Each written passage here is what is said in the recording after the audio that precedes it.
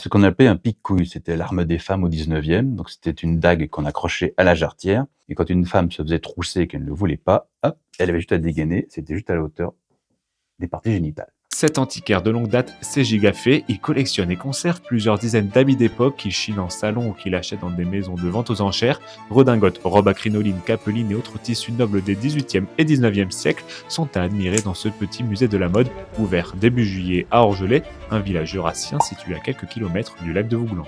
Bonjour, je m'appelle Gilles Gaffet, je suis antiquaire depuis 45 ans, collectionneur de vêtements anciens et nous avons ouvert un musée le 1er juillet sur la mode du 18e et 19e. Il faut savoir que les femmes, elles se changeaient entre 4 à 5 fois par jour pour chaque manifestation, si vous voulez. Une robe de thé, une robe de promenade, une robe de bal, une robe de dîner. Tout cela, ça ne dressait qu'à la bourgeoisie ou des femmes de rang. Les femmes du peuple n'avaient pas les corsets. Vous avez aussi encore une autre redingote.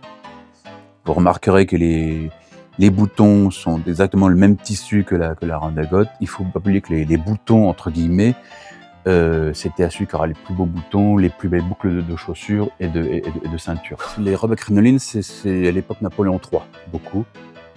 Donc il y a eu une évolution, la crinoline a grandi, raccourci, voilà, selon les modes. Évidemment, elles étaient beaucoup trop grandes, donc ces dames, elles ne pouvaient plus les porter parce qu'elles s'envolaient avec quand il y a du vent.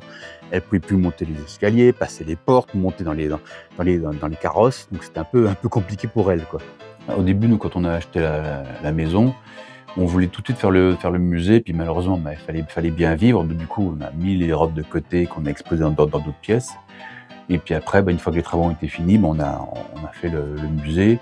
Parce que bon, déjà, point de vue tourisme, dans un village, ça peut être intéressant d'avoir un musée. Déjà, ça fait venir du tourisme.